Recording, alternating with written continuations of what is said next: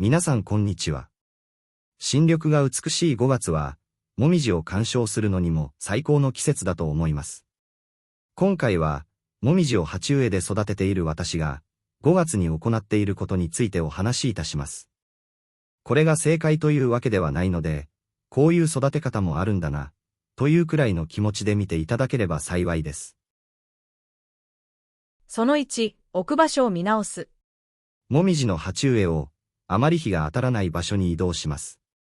4月くらいまでは、日中にずっと直射日光が当たる場所に置いてあったとしても、5月あたりから紫外線の量も増えて、気温も高くなるために、葉っぱが焼けて傷んでしまうことがあります。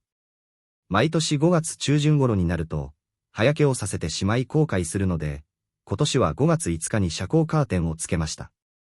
遮光カーテンといっても、黒いビニール紐を編んである程度の簡単なもので、穴もそこそこ開いているので、強風で煽られたりすることもなく、50% くらい遮光する程度かもしれません。春の時期に日陰になっている場所でも、夏には日陰にならない場所が増えるので、置き場所には気をつけるようにしています。もみじの種類や品種などにもよりますが、特に、小葉内はカエデや、大分や名月、葉っぱに腐が入った品種などは、日陰気味の場所がベターだと思います。その2、暴風対策をする。これは、強風の後に倒れまくった植木鉢です。5月頃は、風が強い日が多くなるのと同時に、もみじも葉っぱが広がって風の抵抗を受けやすくなり、鉢植えは倒れやすくなるので、大きめな安定した鉢に植え替えたり、枝を紐などでどこかに固定したりするのも効果的です。その3、針金掛け。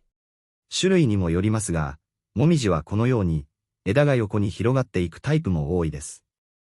例えば、このような枝の角度をもう少し上の方に変えたい場合などは、盆栽で使われる方法と同様に、枝に針金をかけて、枝の形を変形させることも可能です。手で簡単に曲げられる柔らかめの針金を使って、下の方から螺旋状に巻いていくことで、枝を簡単に曲げることができます。その場合、なるべく緩めに針金を巻いていきます。きつく針金を巻くと、針金が幹や枝に食い込んで針金の跡が残ってしまったり、ひどい場合は針金が中に入り込んでしまい、取れなくなることがあります。枝の太さなどにもよりますが、直径が5ミリくらいの細い枝であれば、3ヶ月くらいで癖はつくので、早めに針金を外すようにします。その4、有用な微生物を与える。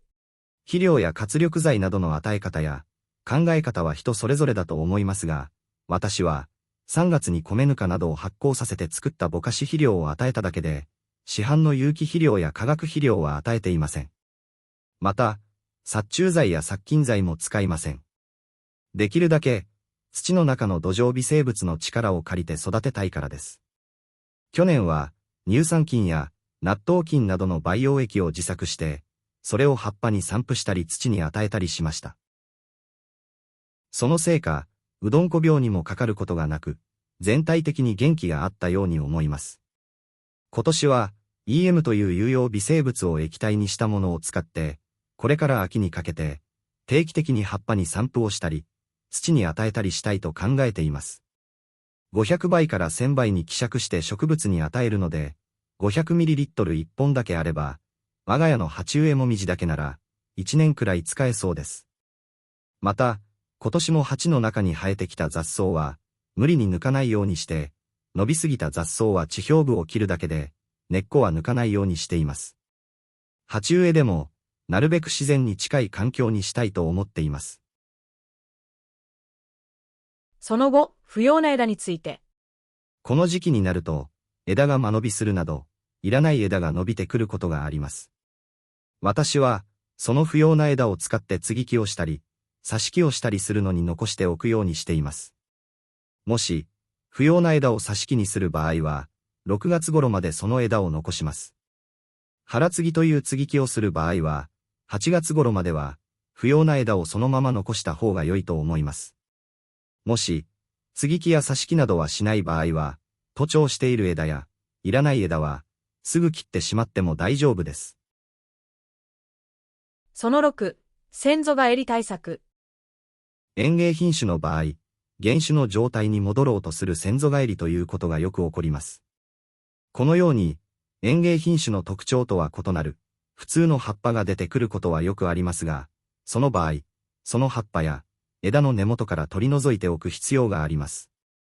先祖返りした葉っぱを放置すると、園芸品種独自の葉っぱの割合が少なくなってきて、そのうちすべての葉っぱが原種のもみじになってしまうことがあるからです。